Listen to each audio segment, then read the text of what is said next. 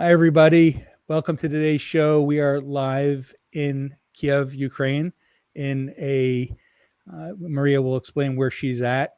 She is live in Kyiv, Ukraine, in an undisclosed bunker.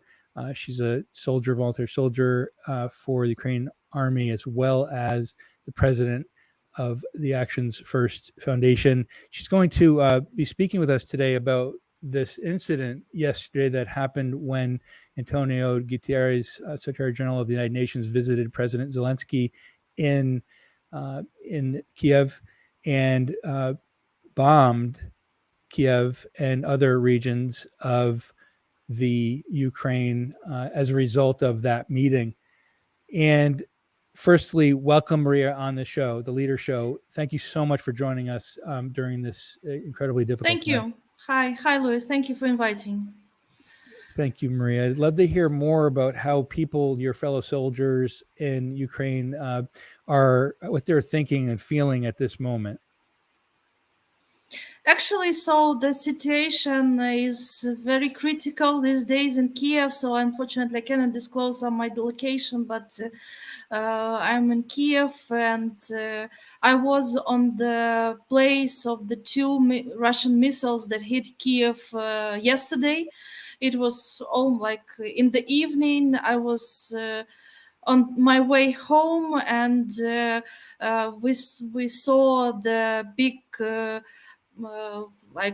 foil, and a lot of cars were driving on that place, and we saw these two places where the two missiles hit it. And at this moment, we know that one person died. Unfortunately, she was a journalist from the Radio Liberty, from the Radio Svoboda, and unfortunately, she was found dead this morning. And I was very worried, and why I drive there like immediately, because my relatives, were very close relatives, were living on that street where these two missiles targeted, and they're living 200 meters from the place where these two missiles hit it. Thanks God, all our life. We will rebuild the apartment, so there was small destruction, but we will it's nothing. The main idea is, and the most important thing is that they're alive. And I was on the place, so there was a lot of firemen, policemen, military men, and for sure there was a great work of our emergency workers that helped to release people and to help those who were injured. This is just incredible what's happening right now. You've seen your family, you've seen people die in the front lines now. And tell us about what happened when you went to those front lines. What did you see? So it was like chaos. A lot of people were screaming, and all the soldiers, they were trying to put back all the civilians, because there was several hundreds of civilians that were on the street after the missile hit it. So what they told me is that the missiles were targeted the military factory for the third time already for the last 2 months. So they didn't get to the factory, but they hit it as a residential house where the people there was busy with preparing their dinners. Some of them, for thanks God, some of them were in shelters, because at that moment there was an air siren. And there was a critical alert to go to the shelter immediately. But unfortunately, some people, they didn't react on that alert, and they stayed at home and didn't go to shelter, and that's why we have one person died. So if the journalist, she went to the shelter she would live today, but unfortunately the results as we see. So for sure it's like awful and unbelievable things. I saw, like, for the first time the missiles, two big missiles. It was cruise missiles from the as not as discussed in from the Black Sea, from the military cruise liner. So they targeted the factory, but they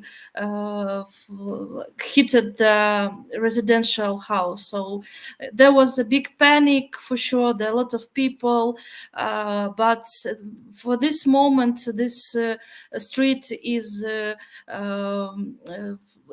like trying to get rid of all the rubbish that there was. There was a lot of like destructions from the buildings on the streets. So the emergency services are cleaning this up. This is just unconscionable what happened. And you're there in the front lines. You're there with your fellow soldiers right now in an undisclosed location.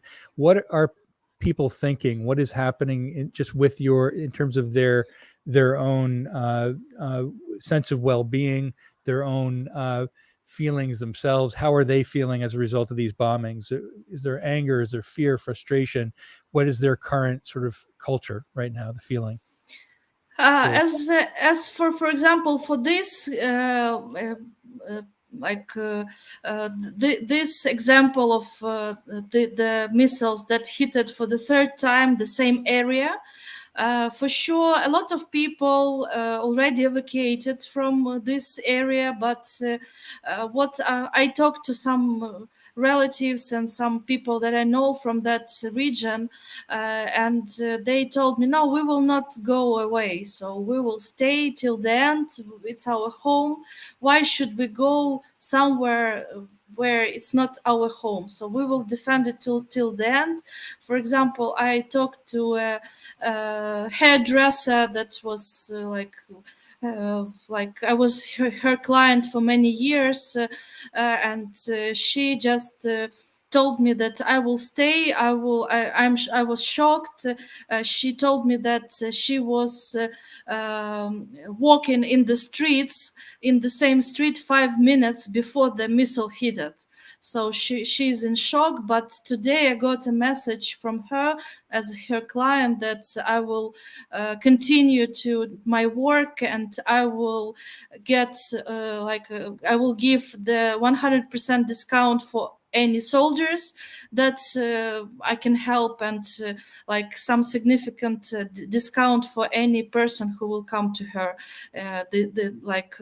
in the coming months. So you imagine the person who just got her second birthday just 5 minutes walk after the missile hit it. So for sure I would not talk to her if 5 minutes later she was walking on the street to her house. But the mood is as I told. So almost everybody are staying in their homes. They're not coming out of the city. They're not transferring to another location. Like in some other cities, I saw in news yesterday that there was a missile attack, and people in the yard, they were playing tennis. So we're Ukrainians, we're used to everything. So we have 300 years of war with Russia, so we're used to that already, so we are prepared. It speaks volumes about Ukrainian citizens and this senseless, unjust, unfair war that's happening right now. People are continuing in their lives, and there's a situation where a leader of is making decisions based upon feelings and showing sort of a bullying response, that he can bomb Ukraine and Kiev even if the UN Secretary General is there. Is that how you're also seeing it, perceiving it, as this bully leader, Putin, and the Russian Federation, who bombs with abandon? It's just extraordinary for the world to see this, and without any, really, he does it with impunity. There's no care for his actions. How do you and your fellow soldiers, how do you respond to that?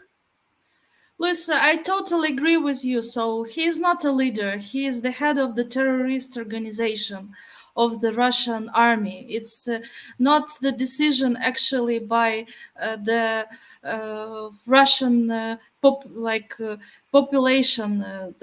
It's a decision of one person. So the first person, person number one in the world, the Secretary General of United Nations, is in 2 kilometers meeting President number one in the world, President Zelensky, and you are given an order, a task for your terrorist organization to hit the military factory, and the missile got in the residential house. So it's it's not about humanity, it's not about justice, it's not about any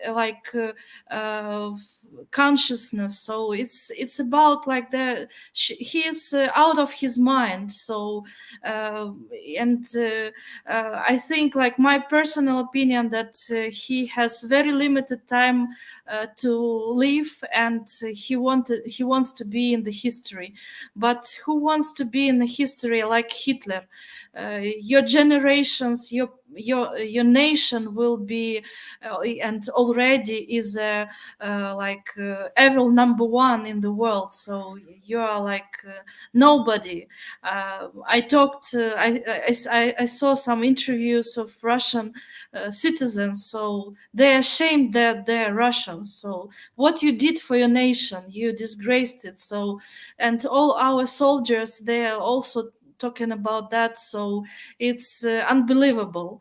And also, like our president told, it's unbelievable why the Secretary General went firstly to Moscow and then went to Kyiv. It's totally unacceptable. We need to change the Secretary General of UN like ASAP. So because nobody talks firstly to terrorists, and anybody actually in civilized world talks to terrorists, but he talks to terrorists. So it's unbelievable. And we Ukrainians that are fighting and defending our own territory, we see that, and like we're in shock. And shock is definitely the feeling that is common to so many Ukrainians and soldiers today. The part about this that is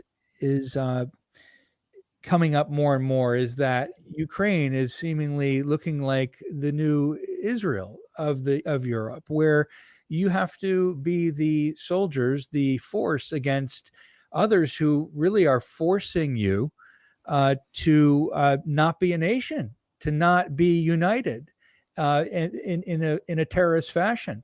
And how do you and you feel, and you believe this is going to be is going to play out for the rest of the, say, 10 years, 15 years? How do you see Ukraine building and strengthening in that kind of resolve, with that kind of resolve?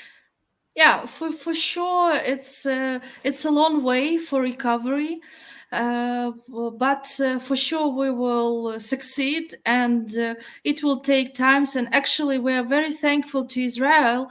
Like several hours ago, Israel confirmed that they will give an Iron Dome system to Ukraine. They have the best anti-air missile system in the world. So Azerbaijan has this system, and Israel, you know about this, whole world knows about this iron shield like Iron Dome, so they are ready to give this kind of systems to Ukraine.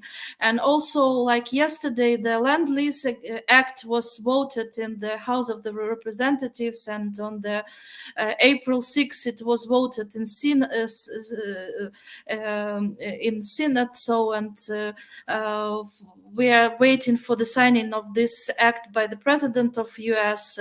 So we are very thankful also to US. So this kind of steps, like Land-Lease, Iron Domes, the modern heavy weapons that is coming and coming every day to Ukraine, this will help to protect our country. Will help to defend our country. And as you know, Russia doesn't get this modern equipment, heavy weapons. They are blocked with any parts for producing more new weapons in their country. So because of sanctions, so it's working for sure. It will take some time.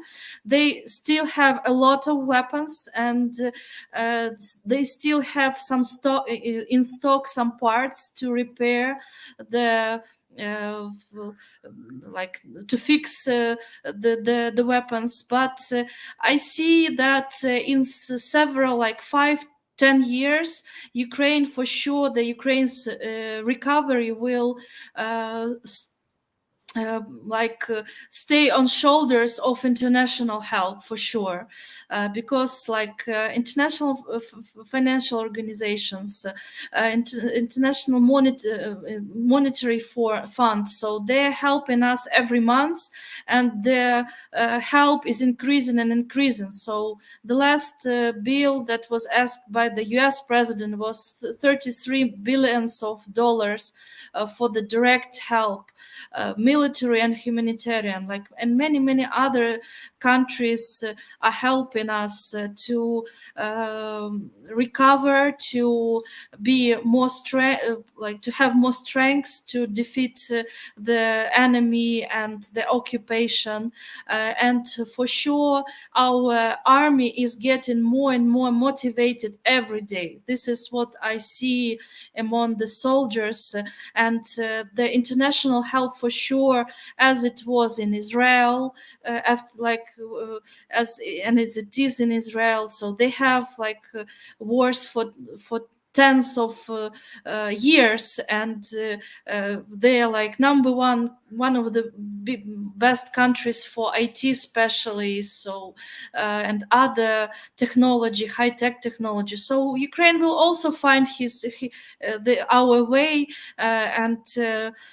but for sure we will stay, and we will defend our sovereignty. This is our the number one task.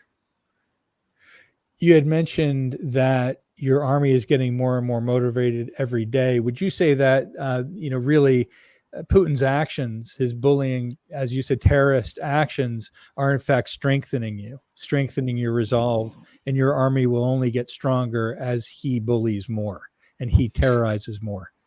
Yes. Every minute that Ukrainian army is fighting, our army is getting stronger, and the Russian army is getting weaker every minute. So it takes time, but the situation is like that. The US would not support any Land-Lease for a country who will not win. US never supports losers. US every time supports the winners. As for Second World War, because of the Land-Lease Agreement and Act, Anti-Hitler Act, actually the anti-Hitler coalition won the war, the Second World War. But now we have the Third World War, but it's now limited only at the Ukrainian territory. And hopefully it will not go further. But as we know in our history that every actually war that we have, they have circumstances and the results, and it will be felt in every country of the world, because Ukraine can feed 400 million of people, and as for this moment, as we cannot farm on our land, we cannot grow the agriculture products. For sure, a lot of people that were they were had hunger, and they will for sure feel it in very negative way. So and in US you have the same gas prices, you feel that. So I think every country worldwide is feeling that already. Just extraordinary. You had mentioned World War III. There are many different countries involved in this awful and unfair and unjust war against Ukraine. There's many different definitions of World War III. One of which is other armies coming and other countries actually coming into Ukraine to help. I know there's been over 20,000 foreign volunteers, and I believe you have in your volunteer efforts over 150,000 Ukrainian citizens. Is that true? Tell us more about your third line of defense, maybe the other two lines of defense, so we can better understand the full situation of your army.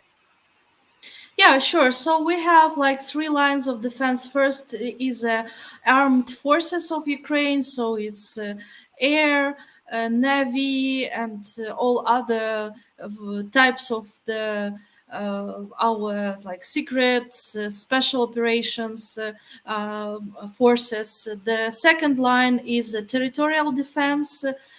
So first line, there is more than 200,000 people. Second line is 150,000 people, and third one is I think already 80,000 people that are on the third line. So I'm in the third line. It's a volunteers defense, as we called it. And we have International Legion also as volunteers that came here, from US, from Britain, from Canada, Japan, Sweden, Norway, Germany, Israel, so all over the world, Georgia. So they are very motivated. For sure, they understand that this is a big risk. A lot of International Legions members are already not with us, but they're with us in our memory. So as we call them heroes, they do not die, they stay with us for eternity, for the whole life, as soon as we remember them. So at our defense forces, for example, some of our groups are in different locations, in Kyiv region, Makariv, Ivankiv, Bucha, Irpin, so different cities that we're helping to clean the territory, because today there was found some Russian soldiers that they were hiding for more than 1 month on the Kyiv region territory, and that soldier was hiding 4 items of military weapons, so including a tank. So it's still not safe to come back to Kyiv region, and for sure for eastern part of Ukraine and south part of Ukraine. So we are helping Mariupol, for example. We've found and donated the bulletproof vest to Mariupol Azov defenders that are trying to release the civilians and injured soldiers of Azov Mariupol battalion, and helping with what they need, because without West you cannot defend anything. So we are working on the cleaning the territory, working on the front line, the groups of us that are the most prepared. They have who have the combat experience in other locations of war locations, or we help with humanitarian help, with fundraising for necessary goods that are needed for the armed forces or for the territorial defense.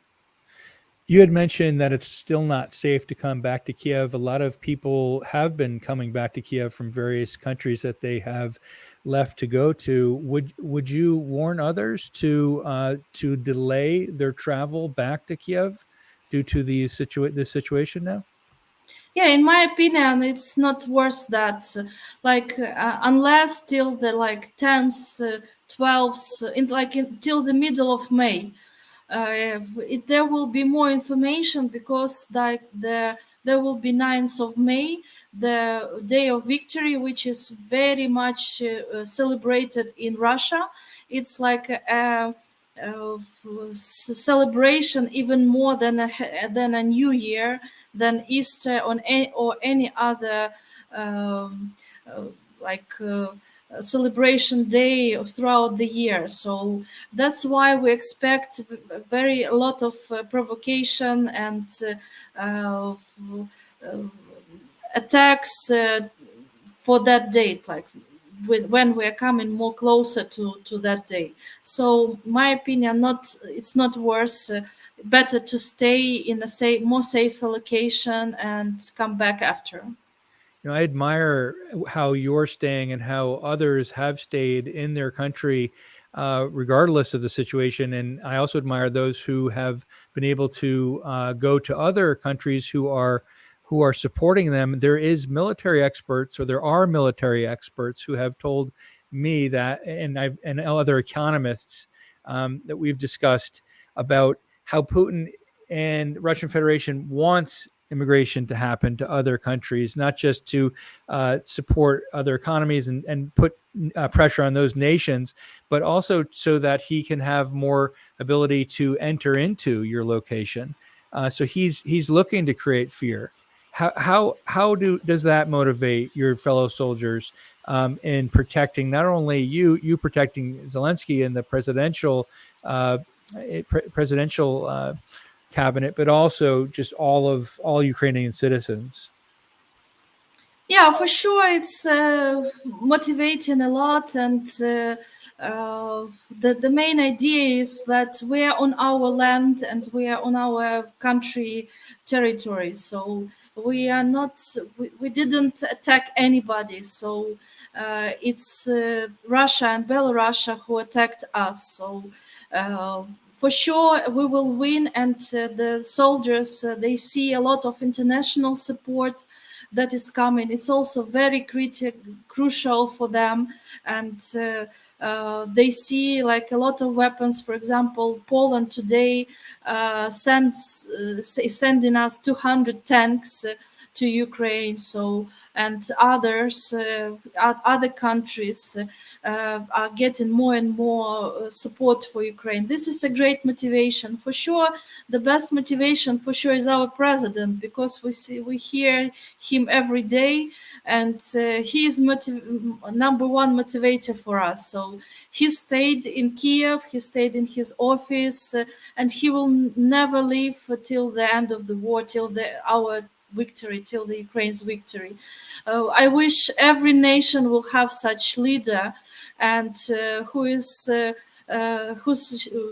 leadership for sure is very driven by emotions, with a big love to Ukraine, of many generations of his family that are from Ukraine, and his whole life went in Ukraine. So I very understand him, because we have a birthday with him in the same day, and the character, I know such people, we are very emotional, but our emotions sometimes helps even more, because it's motivating, it's driving us.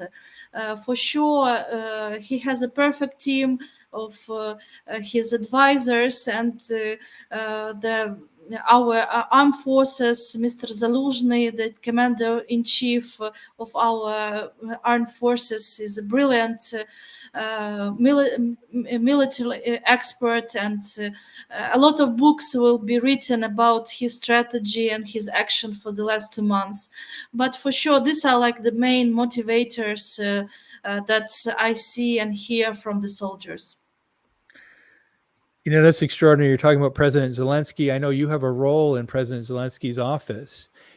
Tell us more about your role, so we can understand more about that, and what that's meant for you in this effort as a volunteer in the Ukraine army.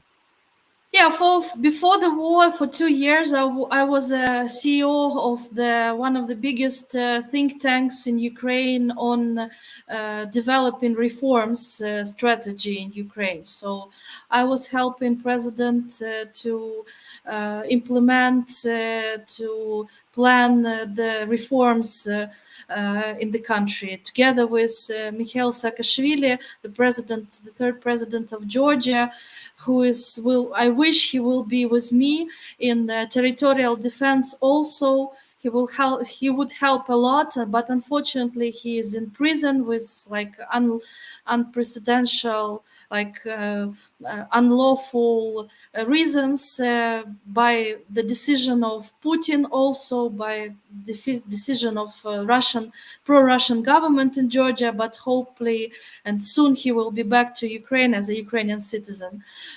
So now I'm a volunteer in the Presidential Defense Forces. We're helping with a lot of tasks. Unfortunately, 99% of them are confidential, but like what I can tell, we're helping with humanitarian help to volunteers, fundraising for the armored kits, for the medical equipment, medical kits,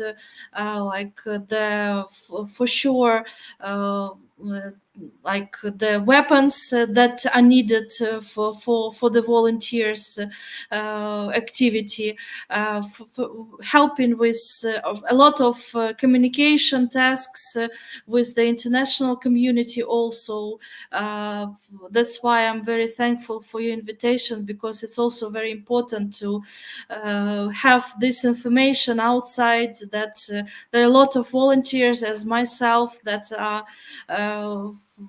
dedicated, and we do not get any salaries. We just have the motivation from our president to help our country, and this is like what we're doing. Like we are like fundraising for this kind of vests.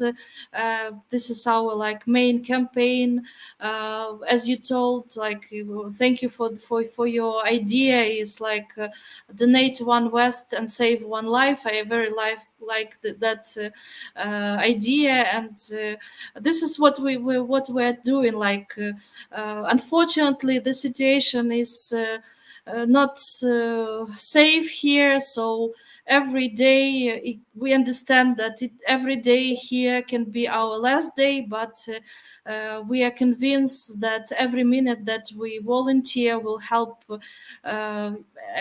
Ukrainian soldier, a Ukrainian military man, or Ukrainian doctor with protected armored vests or some other equipment that we are fundraising and delivering to the front line.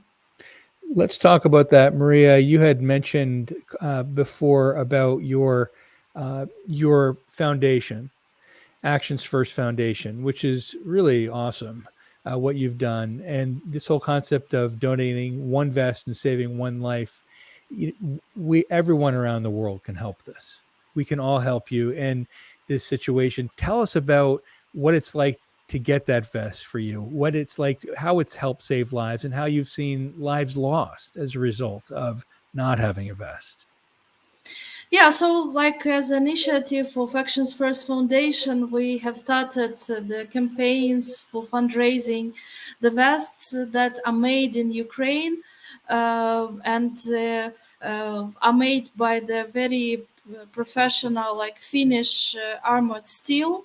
That are quite light, like not heavy, but still protective. And I saw a lot of soldiers on the front line in Kyiv region, mainly, that didn't have vests. Like when I was driving somewhere on the Kyiv region, like to Bucha or to Irpin, I just stopped by the like checkpoints and saw soldiers that didn't get any vest. So it's like it was bombing there. You saw the pictures of Bucha, Irpin. It was awful, and I like thought if those people there, even civilians, had enough vests, would they be killed right now, or they will live and have a lot of generation after them? So it's very easy. So like one vest uh,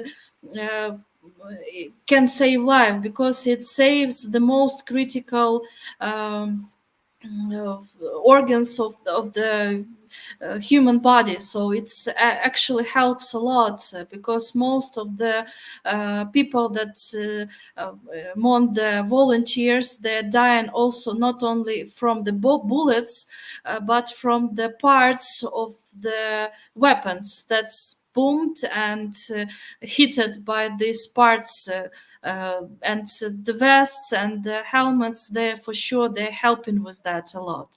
So my dream is to have like every volunteer will have a vest, and like every even Ukrainian will have a vest, because like we have 13.8 million of people for sure, like 5 million already left Ukraine.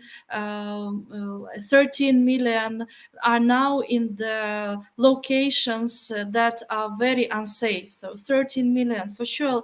All our like soldiers that are fighting with on the first line, for sure they have the vests, but all the second and the third line, unfortunately, not, they didn't have that because we were not ready.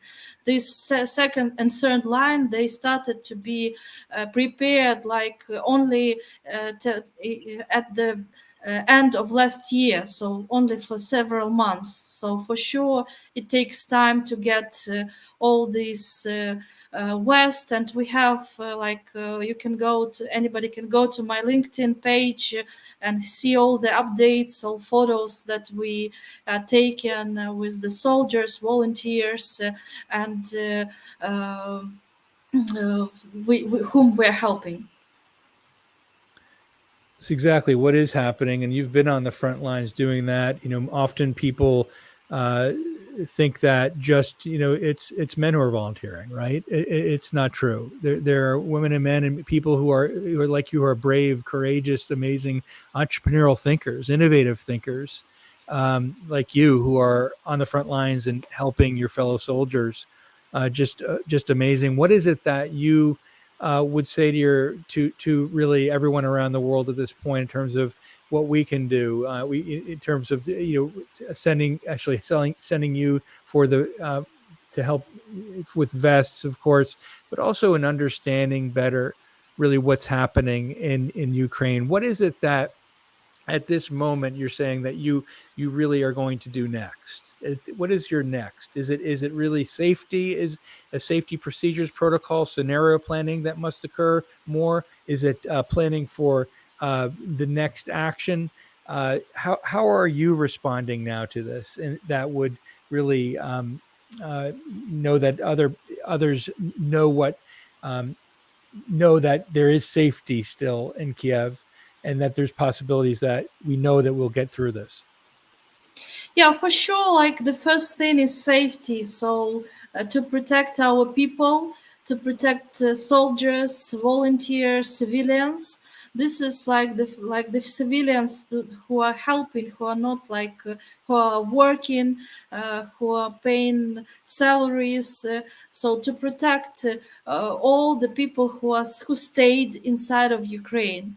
And this is like the first priority, because we need to stay and we need to be alive, not just to have our country operational. The economy should work, because no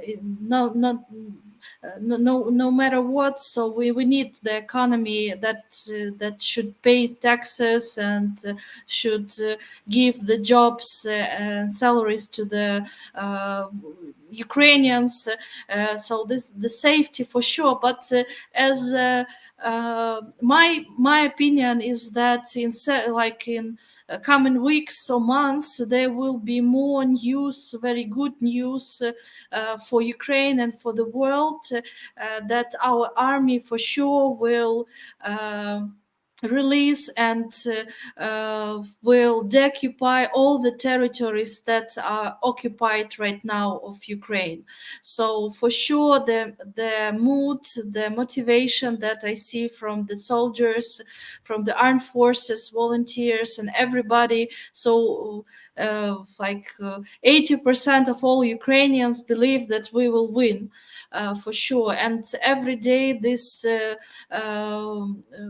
belief is getting up and up. So for sure, the next and big task for us after the victory, there will be a big job for the whole world to rebuild the destroyed infrastructure, destroyed residential houses, destroyed factories, companies, production facilities, so many like roads, bridges. So there will be a work for all world, and this for sure Ukraine cannot do without the international help. That's why our president is now already we have actually a fund for the national recovery, and I think in the coming weeks there will be more promotion of that fund. The strategy of the recovery is now preparing in Ukraine by our Ministry of Economy, Yulia Sviridenko, brilliant economist, so, and other economists.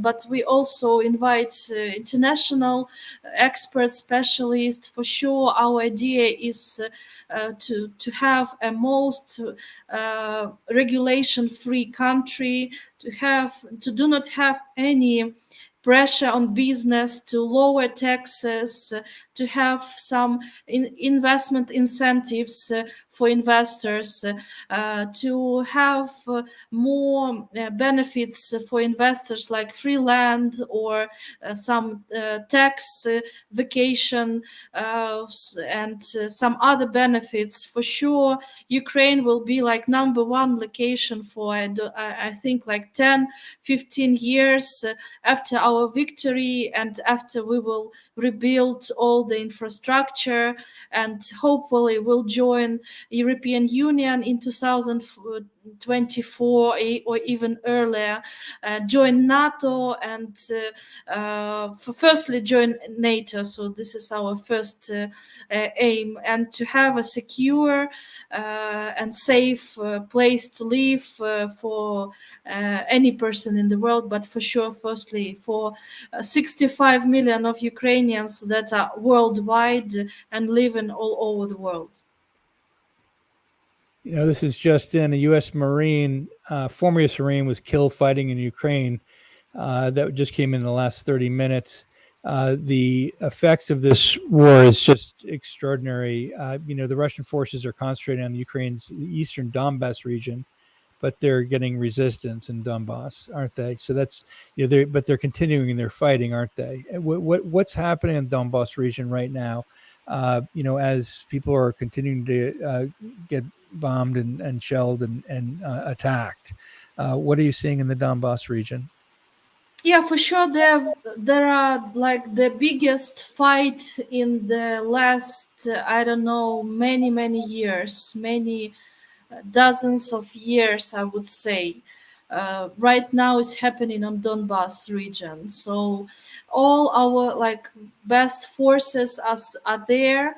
Also, the Russian forces, they like took back all the forces from Kyiv region, Chernigiv region, from the north part of Ukraine, and they transferred all these battalion brigades to the eastern part of Ukraine. So Russian dream is to have the Donbas region occupied, but they will not get that. They do not have any resources. They do not have any motivated soldiers. Every day we got the telephone records of their telephone calls between their relatives, between each other. We got this from Secret Service, and it's online. You can listen to their calls, and what everything they're talking about is it's insane.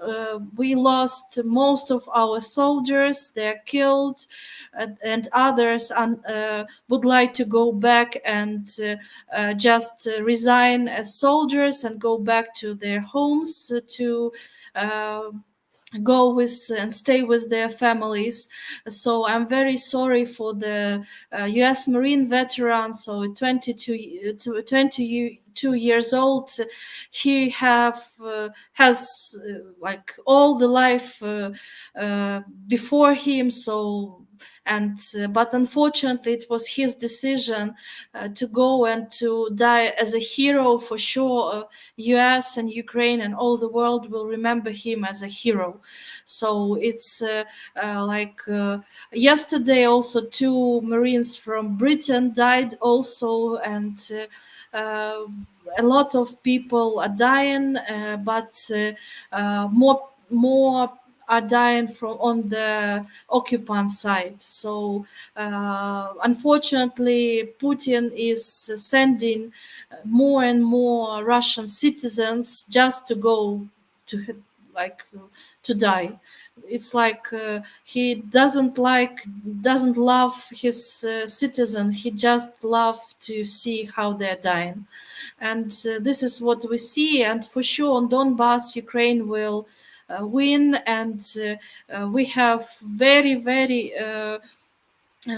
modern heavy weapons that is coming from US, from United Kingdom, from Poland, with NATO equipment, which doesn't have Russia. So for sure, we are much stronger, like every hour. We look at some of these statistics now. Almost 5.4 million refugees have left Ukraine, while an estimated 7.7 million people had been displaced within the country. That was by the 21st of April, just last week.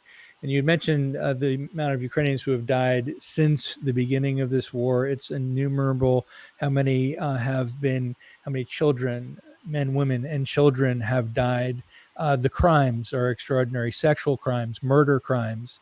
These war crimes that have occurred since the beginning of the war are unconscionable and inexcusable in every possible way, shape, and form. I wonder, my question for you is, what do you see as happening with the International Criminal Court for bringing Putin and other Russian soldiers to justice for the sex crimes, other types of murder, and unjust actions that they have done?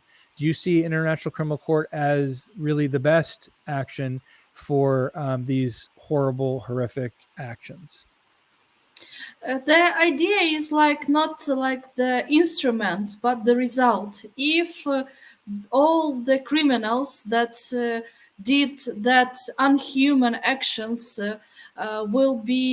will have their punishment, and like the punishment that will be in parallel with that what they did, it will be a good decision. International Criminal Court experts, they were in Ukraine, and I think they travel to Ukraine every week, or even they stay here. So they have a very big group here working, and a lot of videos and photos that they got from the soldiers, volunteers, civilians, and media. They are collecting it, and I think they're very motivated to make a very fast decision. For sure, it can be any other court, but the main thing is the result of this court proceedings. So those criminals, those terrorists, barbarians, I even cannot find words. It's not human. It's something not human creature. So I actually I cannot even find a word for such like I don't know how to mention them. I saw men and women lying on the streets, murdered in Bucha, for example. So in Irpin, I would never thought that I will see this like in several kilometers from my city. So I hope that the decision will be fast, because the and like Hitler court with all those criminals took a while. So it took a lot of years to have that decision. But hopefully it will not be years; it will be months. And for soon we will have the most strongest punishment for those people who murdered children. What a child can do for you. So why they actually with aim to kill the child did that. So it's unthinkable. It's not possible to understand, and for sure we will not forget and not forgive it for all the generations. I think there will be a very big memorial in Ukraine and in many other countries to remember. I like it, for example, Holocaust. So we have a true genocide here in Ukraine, genocide of Ukrainians by Russians and Belarusians. I also want to mention that Belarus is the same aggressor as Russia. Most of the missiles, a lot of missiles that hit Ukraine were started, and that they were targeted from the Belarusian territory. So the Belarusian president, some kind of president, he's not elected, like truly elected democracy president. Mr. Lukashenko is the same terrorist as Putin. I cannot see any difference between them. You had mentioned Belarus and Russia being together in aggressors against Ukraine. You're seeing this more and more. Is it becoming publicly known? Do you see more and more people understand that there are those two territories, two countries that are fighting against you now? Yeah, so because sometimes, like in the first months, everybody was talking only about Russia, but no, it's one country. Not everybody understand this. It's one country. It's just a region. Belarus is just a region of Russia. It's fully dependent financially, energy, production, agriculture. They're fully dependent on Russia. It's not a sovereign country, unfortunately.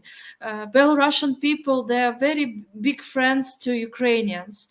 We speak almost the same language, so we even didn't have any protected like territory between our countries. It was all in my office we have a Belarusian citizen, and unfortunately he left Belarus after Lukashenko last election. So unfortunately there is no freedom, there is no democracy.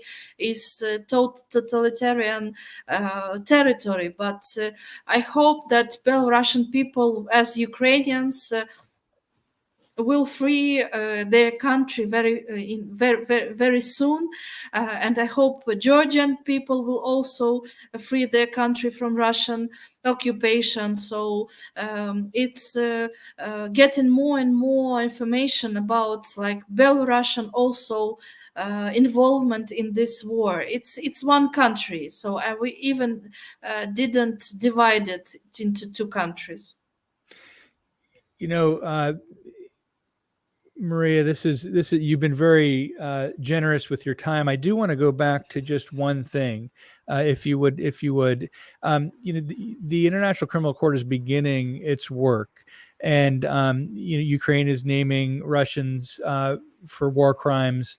The question I really do have is, if we look back to Nuremberg and other trials of war crimes, we see that some of those trials did not bring people to justice. In the event that they do not, International Criminal Court is unable to bring the Russian aggressors, or Russian soldiers, and Putin to justice. Do you see Ukraine creating its own court and bringing through whatever means those Russian soldiers and Putin himself to Ukraine to be tried? For sure, there is such idea, and already President Zelensky mentioned this idea to have a trial in Bucha, and to have the best judges from Ukraine and from abroad, to have all these criminals taken to justice. So for sure it will be a great idea, but the main is the result. So the result of this court, it can be anywhere in the world. The first thing is like the speed of this court and the decision, the speed of the decision of this court. So for sure to create a new court, it takes time, and it could be also we have a very strict system of our court system, which is written in our constitution, so we cannot change the constitution when there is a wartime. So that's why it can be some kind of special court, or like for special timing, but for sure I think that all the international community will support that. So to after our Ukrainian victory, to take all these soldiers that they will be alive, who are will be alive till that moment, to any Ukrainian city or Kyiv or Bucha or anywhere. I think Bucha will be the best example, because it's like the number one like massacre city with all these atrocities that we saw all over the world. It's impossible to understand the motivation of a person who was doing that. So for sure there is a good future for such initiative.